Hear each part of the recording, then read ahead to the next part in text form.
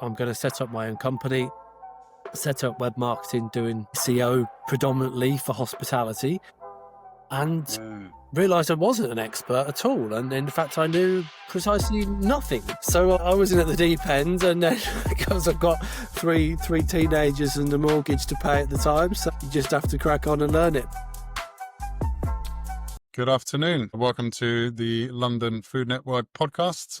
Today I'm joined by Craig Webb from Webb Marketing. And just want to say hi, Craig. How are you? And let's talk a bit about you and your business and your journey to where you're at today. Yeah, very good. I'm happy to be here. Thank you for having me as one of your very first guests, I believe. Number 4 or 5, I think. I'm very honoured. Thank you for that. Yeah. Delighted to be here. So, Craig, tell me a little bit about your business and how you ended up to managing and running your own business, because you're director of Webb Marketing. How long has that been around for? And what drove you to start that out? Sorry, Sebastian. It started in lockdown.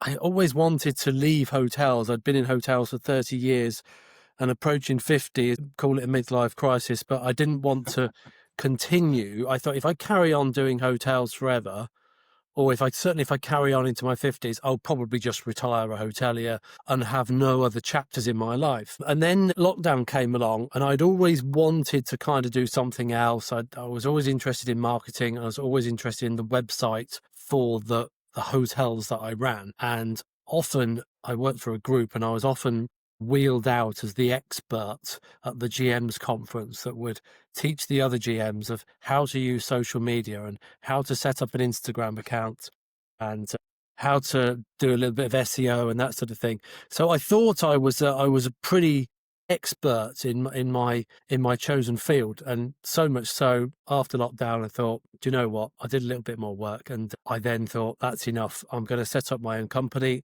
set up Webb Marketing doing SEO predominantly for hospitality, and realised I wasn't an expert at all, and in fact I knew precisely nothing. So I was in at the deep end, and then because I've got three teenagers and a mortgage to pay at the time, so you just have to crack on and learn it. But I had some really good clients, and I think I was far enough ahead of my clients to be able to deliver a service, and I kept honing and improving my skills, and now built the team so that we've got a team of developers and SEO experts and content writers, and it's built up over the last sort of 3.5 years now. So we've got about 50 clients to SEO for. We host websites, and we do a little bit of social media, a little bit of pay-per-click, Google ads, that sort of thing. But mostly it's in the hospitality industry. Wow. So it's actually quite a recent journey. I mean, of course, the journey started obviously when you started working with hotels, and that experience led you to where you are. But actually going on your own at 50 as well, I tell you what, there's a lot of courage to go there, especially with 3 teenage kids at home. A lot of people dream about and talk about starting businesses, but they never actually go and take that leap of faith. So I always say well done to people that have taken that step, because it is difficult. I've got 3. And I know what it's like. Exactly. When you've got to provide and you've got that mortgage and the bills, and I just thought, do you know what, if I can actually cover most of my salary, and if I take out the driving costs and everything else, and we cut back a little bit, we'll be okay. But I think it's kind of like, who can run faster? So if we were in a race and whoever won, right? So there's at the end of the 100-meter race, if you win, you get a Ferrari, and if I win, I don't get eaten by a lion. Yeah, right. Who's going to win? It's going to be me. I'm going to win the race because I've got more to lose, right? And that's the kind of how I was thinking about it at the time. I thought this is going to kill me doing this job I was doing, and it forced me to make those changes in my life. So I just reframed everything, built a few clients while I was still finishing my job. They did overlap a little bit.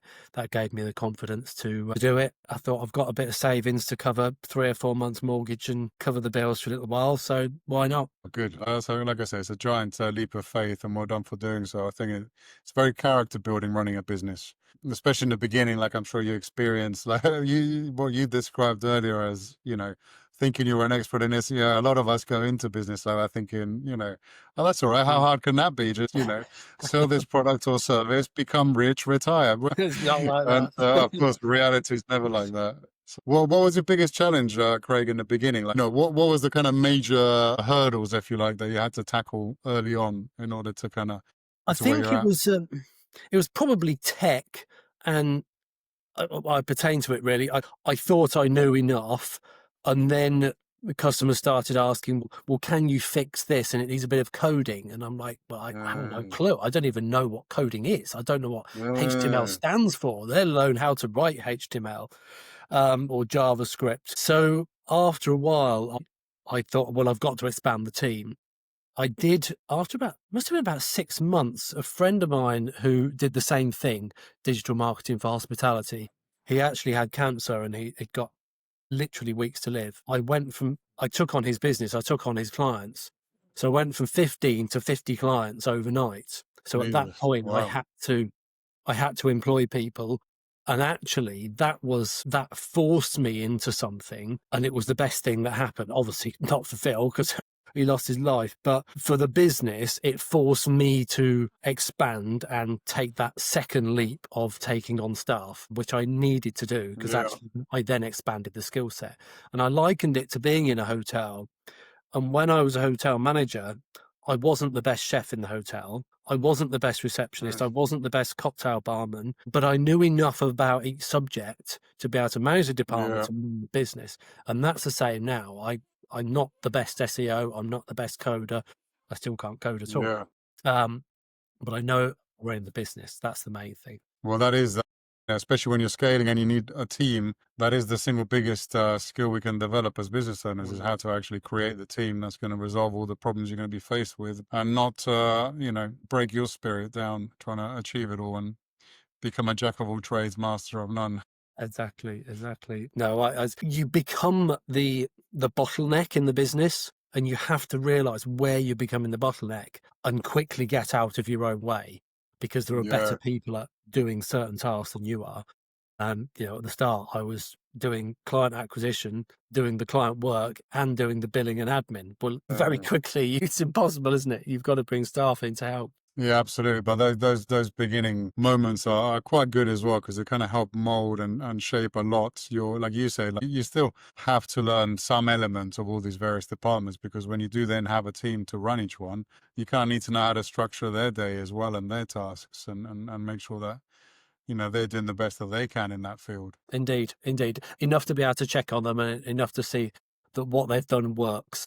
So how many people do you have in your team now? 7 or 8. My son's just coming on board as well, so he's learned Google Ads, and we're trying to build that side of the business as well. So I'd started doing Google Ads, but it was too much for me to do as well. And it's one thing I don't really want to outsource or delegate to someone that's not with me, and my son is here with me, working alongside me. So you can spend a lot of clients' money if you get it wrong, and Um, I don't trust not keeping a very close eye on that. yeah, well, that's nice that you can bring your son into it. Is he quite into it as well? Was that his kind of path before? Not really. He didn't know what he wanted to do. He left school wanting to be an electrician and decided that drilling out drywall all day and putting wires in it was not not for him.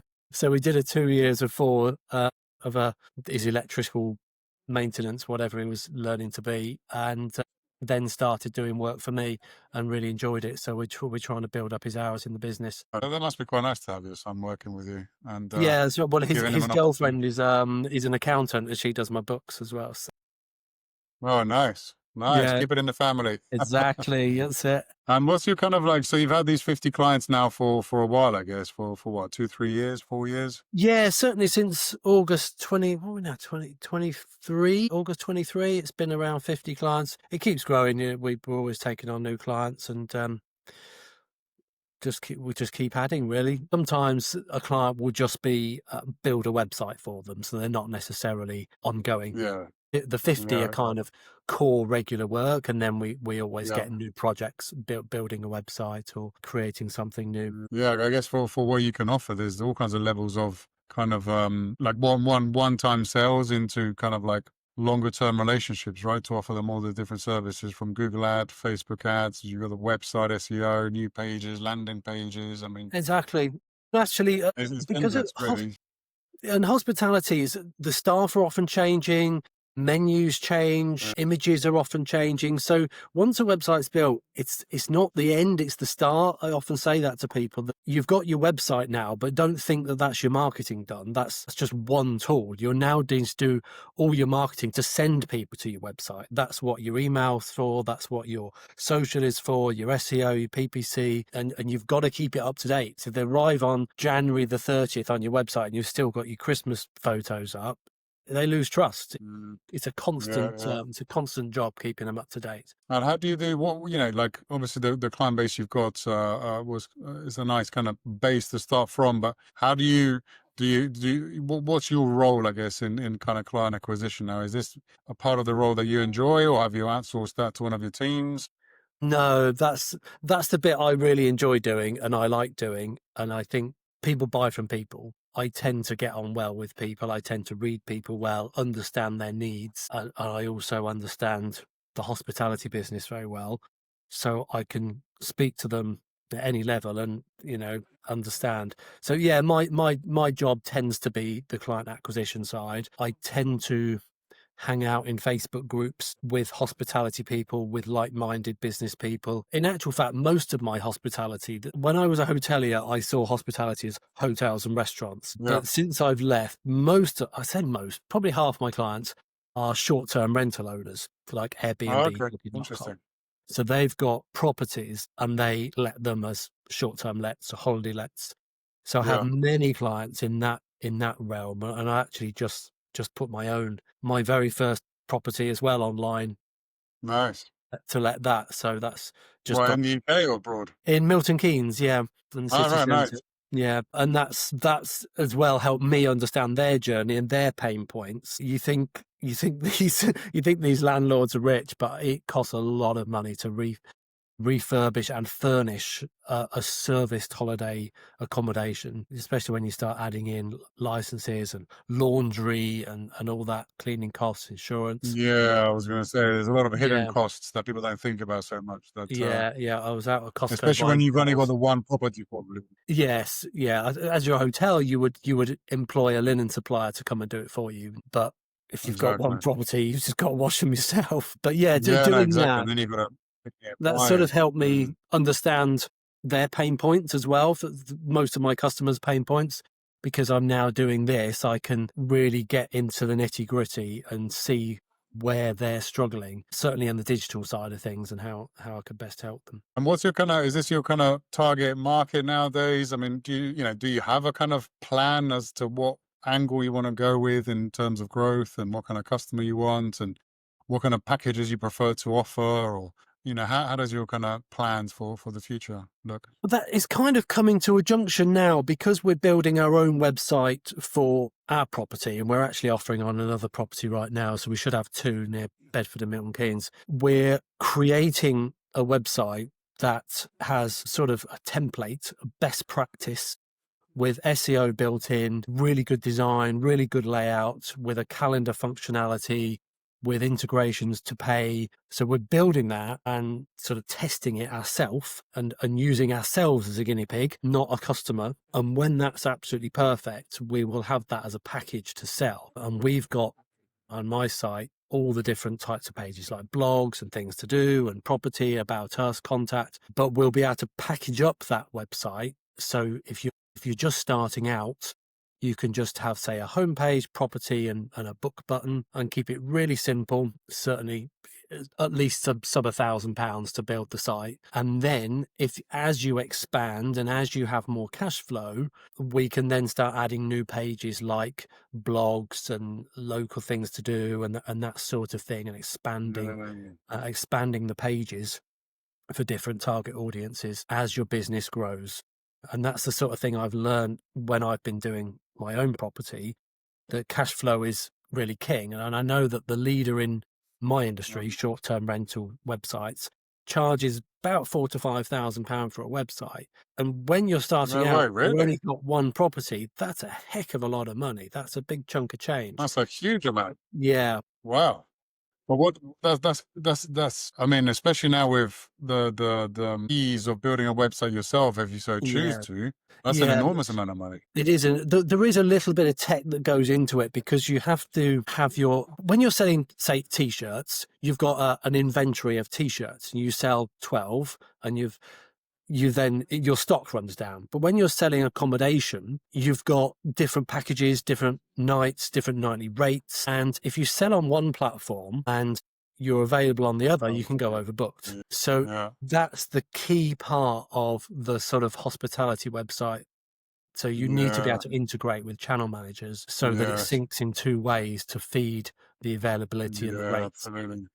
So that's why it can push the cost up, but it doesn't need to push it up as much as leading. I won't say the name, the leading website builder in this market. So I'm trying to find something that grows with the client, that's really affordable when they're starting, and they can add more pages later. Yeah.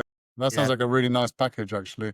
Because yeah, for most businesses, to be honest, it would apply as well, isn't it? Because in the beginning, of course, your cash is limited, but you need something, and to have the option to have your bolt-ons, if you like, as you grow, then that's a exactly. smart way to do it. Yeah, and most Absolutely people just smart. need a landing page with some contact information, and that builds trust with the client. They need to know that you are who you say you are. But as like I say, as the business grows, you can start adding more. And in terms of like targeting these kind of Airbnb or private kind of rentals, how do you approach them? What's your kind of go-to for How do we do for? it? Generally in Facebook groups, because all of these hospitality owners all hang out together. There are Oh, many, really? many Airbnb owner Facebook groups, Booking.com Facebook groups, VRBO Facebook groups. There's a Facebook group for property owners in each city. There's loads of them, and you just hang out in them, and then you end up getting invited to WhatsApp groups, and then someone will put a question in there. How do I fix my website? And I just answer, and I just lead with giving good free advice. And if people want to come back to me and say, can I employ you to do this? Then great. But if I've helped them, that's also fine. Yeah. So hanging out in these groups is just, that's pretty much all I do. I have also done a fair few podcasts. There's some industry like trade shows. There's one called the Scale Conference, Scale being scaling the number of properties you have. So I've been out to Barcelona a couple of times speaking there. Nice. It's in Manchester this year. I'm speaking there, and some online forums. Will be like 2 or 3 day events where guest speakers will come in and talk about various things. Industry experts, branding experts, Airbnb experts, and they'll just wheel us out and we'll talk about our industry or our skill set, and then people come to us. Nice. Yeah, I mean, expos, think about, because we used to do a lot of expos as well. Recently, I found that it's just becoming less. I close less sales recently on expos because I think people go there to get the knowledge, which is great. And you get to speak to people, you get to show what you do. But it's almost like you get less sales on the day. But following from that, you've built a name, a reputation, and they've got your details. So it kind of trickles through eventually. But it seems like gone are the days where people would kind of go to these things and kind of make decisions on the spot. Yeah, I definitely. find that quite interesting. I think that you hit the nail on the head with the learning side. It has to be, they have to come away from there feeling they've got some value and learnt something, and then they will kind of digest it afterwards and buy from you. But if you're just there to sell, it's pointless. Yeah, no, absolutely. That's nice. At least you get to travel a little bit. Barcelona's nice. Yeah, I do like going there. That's my favourite Yeah. city. Love it. Been twice now. Yeah. Nice. I just did last week. I was in southern Spain, having a look there. Loved it as well. I think, to be honest, there's no part of Spain I don't like. Nice, right? Good food as well. Yeah, exactly. I think it's the food that does it. And in terms of your future and the business, do you guys have an office? Do you work from home? What's the kind of structure for your day to day? Well, I'm just at home now, so I've got a converted garage. That window to my right was the garage door, Nice. so that's now my office. We did make it was going to be the dining room, but but now it's got 2 huge desks and 5 screens and 4 laptops and everything else. I don't intend to get an office. When I've been to Barcelona, just take my laptop with me. I can just carry on, in the airport, just carry on working. can be a digital nomad, and we've been on some great holidays in the last couple of years, and we've been very lucky to go to Thailand, and where else did we go? Yeah. Barbados. And that was a family holiday, but as a business owner, I thought, well, I've got to take my laptop, and I just spent an hour each morning. I could just carry on, keep on top of the client work. Yeah. Yeah, so I can work from anywhere. My developers and the coders are in India, but you can't find guys like that in the UK. Not that not that cost less than £100,000 a year to employ. Yeah, well, this is the Yeah. trouble, isn't it? But it's nice that we live in this kind of digital era now, Mm. because the ability to be able to outsource a lot of these things is incredible. It's helped my business an enormous amount, Yeah, definitely. particularly when you're a small business like us and you can't afford to even employ people full time and give them the right packages. Well, it's very difficult. So we've used all the platforms to outsource a lot of the kind of odd jobs that we need, and it works fantastically well. And Yeah, it's if priced you've up got front for all of these things, and the quality of the work is really good. it's They're really very good. prompt. Yeah, it's Yeah, if nice. you've got something one-off like some graphic design, something like Fiverr is wonderful for that. Yeah, no, Um, exactly. when you're talking about giving someone access to websites, data, Yeah, no, that sort of thing, you've got to be very careful. Um, I I work them up, so I allow them access to, say, my websites first, and then just editor access to a website, not admin access. And after a while, I'll allow them to access more things until they become on my books like a paid employee, basically. yeah. But yeah, you definitely have to build it up slowly with the trust side. Yeah, you got to be careful these days. And that's another good point there, really. So with your business and scaling, is most of it done now with kind of trying to tap into the AI era? What kind of AI automation are you trying to use or not use? Is there any kind of innovation that you're adopting into your business to try and, fast track or create more time or improve? I think AI is coming into our world, whether you like it or not. So, it starts happening. So even a few years ago, I started using Grammarly. So it's correcting my spellings and that sort of thing. And it speeds up my writing because I can write freely, ignore my typos, and let Grammarly sort it afterwards. So that's been going a while.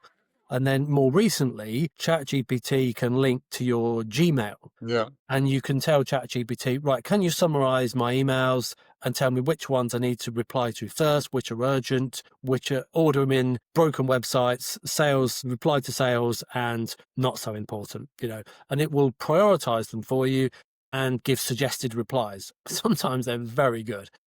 Sometimes I don't like the reply because it's not how I would say it, because I yeah, like to exactly. use a softer tone of voice or explain in more detail. But yes, certainly within the business, things like AI or ChatGPT it's a language model. So we're writing a lot of blogs and we're writing a lot of content and we're using a language all the time. So one of my most popular prompts is or common prompts is about keyword research. We might say, for example, short-term rental in Norfolk. So you could then say to ChatGPT, find me all of the semantically similar keywords to do with short-term rentals in Norfolk for each stage of the sales funnel. And I also want long-tail keywords, subheadings, and FAQs.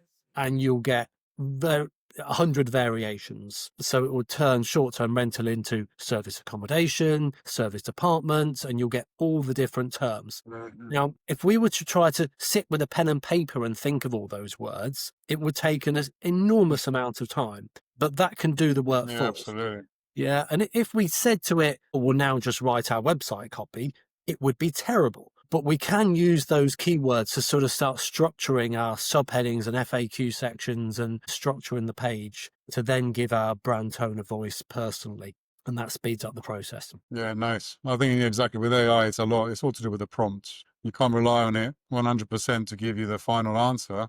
But Mm. what you can do is guide it through like you would any other employee, really. Just train it well on what you want and just double check everything it's giving you. And that's it, really. That's the kind of beauty of ChatGPT, I find, is really just an extension of your own kind of team, and allows you to 4x, 10x some of the work output that you had to do in the past. Yeah, yeah, indeed. As long as you check it and you humanize it. If you're going to get it to write a blog, for example, you would go through afterwards and put some personal anecdotes, because ChatGPT can't put personal anecdotes in. You know, if you're writing a blog about a restaurant, for example, oh, and then the waitress did this and she spilt the soup and she was really kind about it and it was really funny. ChatGPT Interesting. won't know that, but you can put those personal bits in and some photos to make it realistic. Yeah, right. Yeah, because I think ultimately humans will know, isn't it? We pick up on things without even thinking about it, and I think the emotional side always draws people into anything. Yeah, I always think the content that you put out has to resonate with the person that's reading it.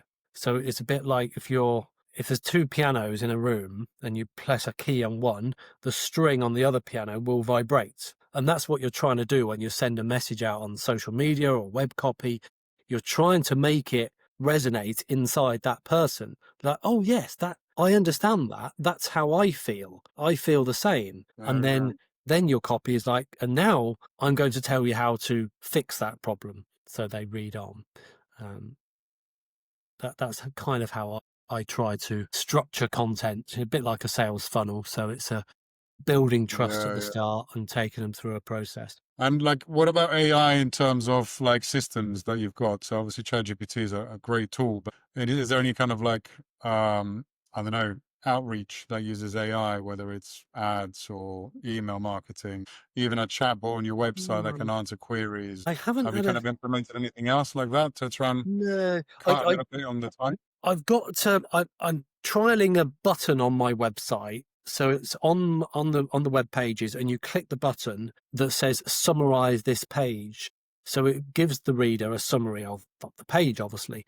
But when it's doing that, that's hopefully citing my website in AI. So all the different AI model that they're using, the more people that click this button, their AI model will be picking up Webb Marketing because they've cited us. What else do we do? I did a little bit of it was text AI outreach, and we needed a database, but it sounded very, very human. So it started off that these people had attended an event, and we texted the attendees, hi, is that so and so that was at the event? And it kind of starts like that, and they go, oh yeah, that's me. Hi, I thought it was you. It's Craig here from Web Marketing. I'm just seeing if you need any help with your website. And if I remember rightly, you were interested in websites or something to do with your website. And actually, the response rate was very, very good. And I spoke to people afterwards, and they did not know they were talking to a bot through text. Wow, that's nice. Yeah, very, very good. But yeah, there was a guy doing that for me, and he decided not to do it for hospitality. He's going to do it for MOT industry for some reason.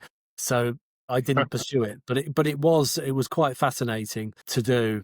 I guess, yeah, the other AIs, just like our databases and things like that, it can keep them clean, and we can see who is opening emails and all that sort of stuff. We can use it to better target our audiences. Yeah, yeah. And again, I mean, I'm just going back to AI to a point, but have you managed to find any kind of good systems with AI that can maybe streamline even your admin? You know, like that's a big part for us, for example, was just like unnecessary admin. Yeah, So we've I had did like good one options to kind of with a streamline that. Google Sheet I did. Not really AI, but it was automated. So we created a Google Sheet where if we raise a support ticket, I'll create the support ticket and explain the problem. I'll tag the person, and they will get an email to say they've got a new support ticket to see. Then they will Yeah, say that the support ticket is closed, and I will get an email to say the support ticket is done, and I can then check the work, respond to the customer, and they will obviously, not obviously, but they would put in how many hours of work it took. Then my accountant gets an email to say this client had 2 hours work, and she just then goes into zero and adds the 2 hours work to the client's invoice. So it's a nice nice. little system. Nice. Yeah, That see, these are saved the me a lot. clever things. I love this stuff. I love this. You know, for me, in the beginning, I started my own business almost 20 years ago. And back then, most things were pen to paper. And, on top of going out 2 in the morning to buy my fish in Billingsgate, coming into the shop, doing all my orders, going through all of the purchases, putting that on the system manually, the whole thing. Well, like I probably spend half of my time on things that these days I don't even have to think about anymore, and it's really nice. I think it's a good period of time. I think that we're living through where you can actually access all these kind of systems, and they're becoming much more user friendly as time goes on. And I think that's quite nice to be able to then have a bit more time, whether you want to spend it at home or, spend that time on sales, or at the end of the day, choose where you spend that time rather than being forced to spend that time on it. Well, I think you've just hit on something there, because we're sold that it will give us time back, and the image of us sitting on the beach for longer because we're using AI. But the truth is, it frees up time to do more work, doesn't it? We just Yeah, outreach exactly. more customers. Yeah. We just I find mean, you something. got the choice. The good thing is that, yes, of course, you can do more work, or you could do less work because your output is the same for less input. So, yeah, I guess it just gives us that choice now. But the truth is most business owners or entrepreneurs, there's something that drives them that's beyond having free time. There's just something in us, call it an illness, I don't know, or a curse. It's fun, isn't it? We just. I'm Yeah, not exactly. sure. Well, if you tap into the kind of business you really enjoy, then I think you're very fortunate, because exactly, work does not feel like work. Yeah, I spend an enormous amount of time doing all kinds of different things, which I guess anyone would call work. But for me, I don't know. It's like it's just part of life. I it enjoy is. it. It is. I don't ever really feel like I'm forced to do something. Or you know what I mean? I don't have to really report to anyone as such. It's nice. If I Yeah, want to take totally. an afternoon off, I can. I think it was Noel Coward that said, "Work is more fun than fun." I think idleness is a danger. And I think AI in the wrong hands, particularly with my children, for example, this is something that does worry me, because I think for us, we're quite fortunate to kind of live through the analog times of, VHS, DVDs. We've seen the whole transition, and we understand what it was like to grow up and play without any technology. But kids these days, that's a big danger. I've got 3 kids from 7 to 13 years old, and that's my biggest kind of, I guess, awareness with technology is Mm, how they are going to use it and what it's going to take away from them if they're not careful.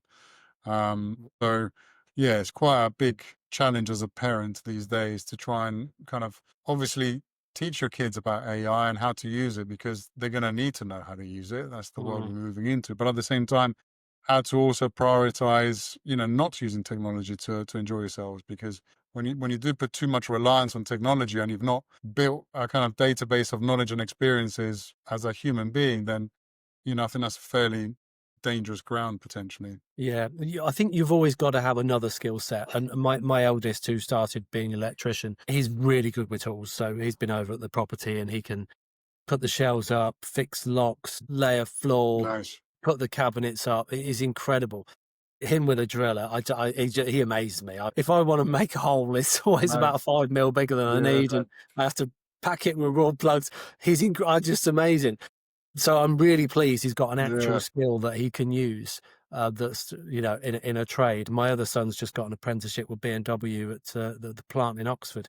So again, I'm really pleased with that Oh, he's got nice. something practical to use. He'll be doing robotics. So again, it's a bit Wow. AI because it's robotics, but that's the way things are going, isn't it? With that sort of thing. But I guess he'll have hopefully a job for life in that. Well, he's probably in at the right time, isn't he?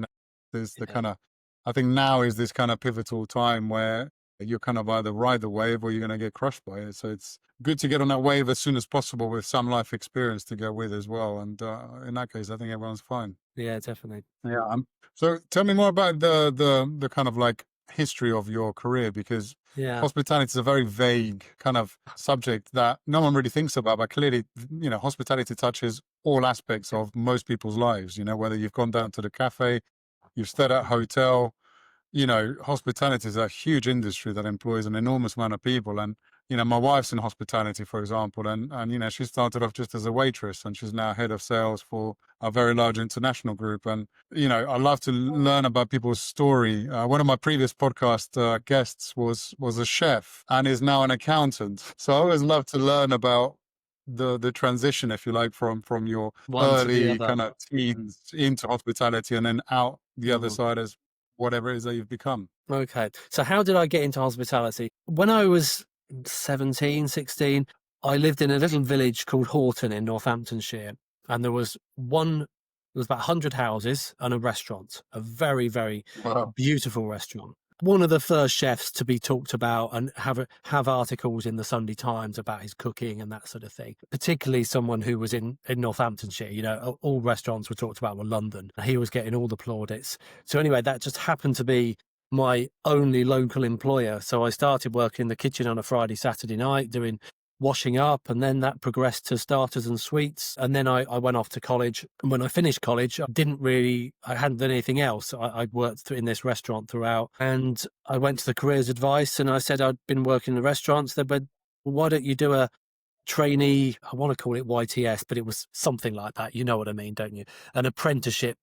Yeah, yeah. So I was getting about 35 or 40 pound a week to work in a hotel. Oh, wow. Yeah, as a trainee or whatever I was, and just going from the bar to the reception to the kitchen to the bedrooms, doing a bit of everything, and did that for a couple of years, and then just carried on. You know, with hospitality, it's so transient. People leave so frequently that it's Yeah, very easy to absolutely. get promoted. It's very easy to get promoted. And before I know it, I was a head of department, and then I was a deputy manager in a 150 bed hotel in Oxford, and it Wow. just carried on. And then suddenly children came along, and it's like, well, I can't swap careers now because I'm going to go back down to the bottom of the career ladder and in terms of salary.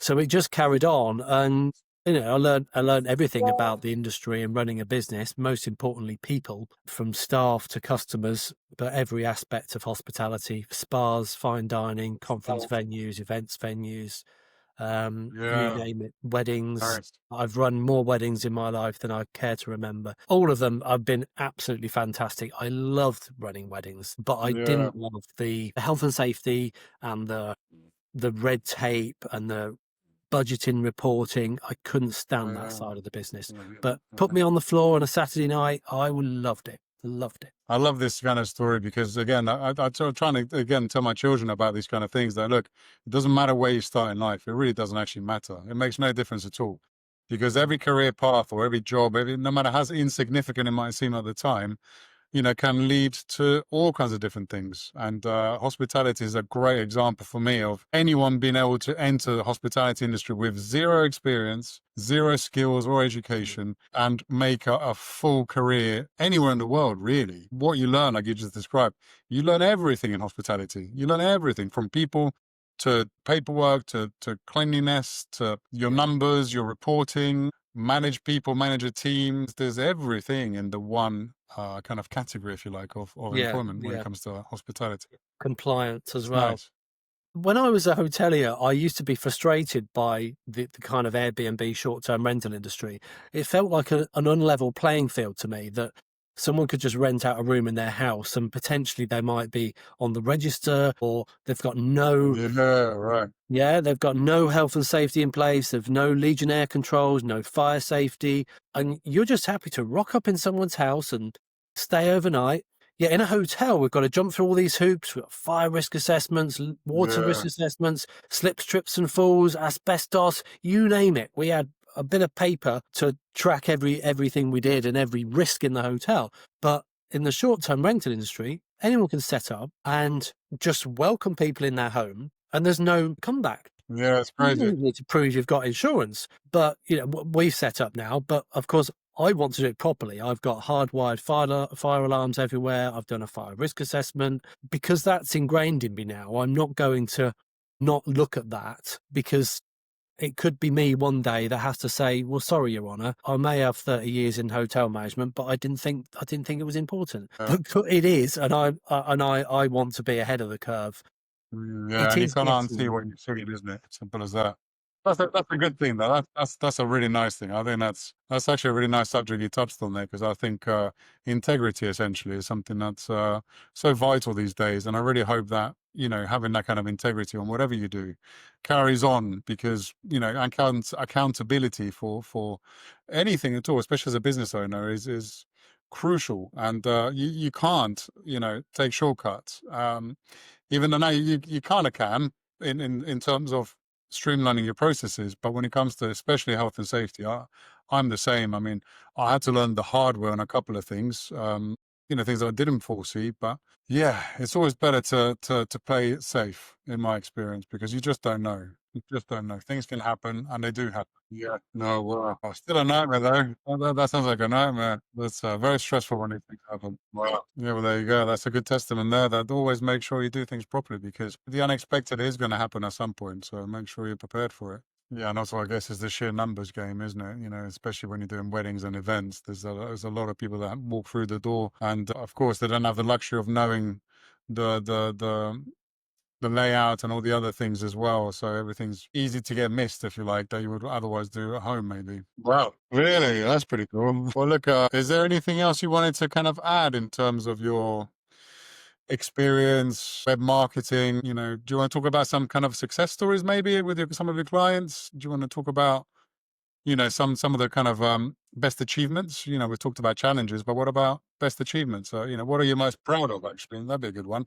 Yeah, yeah, absolutely. Yeah, yeah. I think that's really the perfect place in business. I think there's too many people out there going for the kind of predatory sales, I call it, you know, where you go in for the kill first time round, whereas you could just farm, you know, you plant your seed and you nurture that seed into a beautiful flower plant. You know, it's from that referrals come, you know, and because you're doing a really good job, and you know, that's the hidden value of really looking after your customers, is that eventually they become your best ambassadors for your own product. Nice.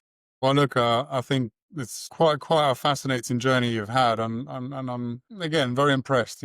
You're not the first one I've spoken to recently where at a later point in their life they've kind of decided to go all out.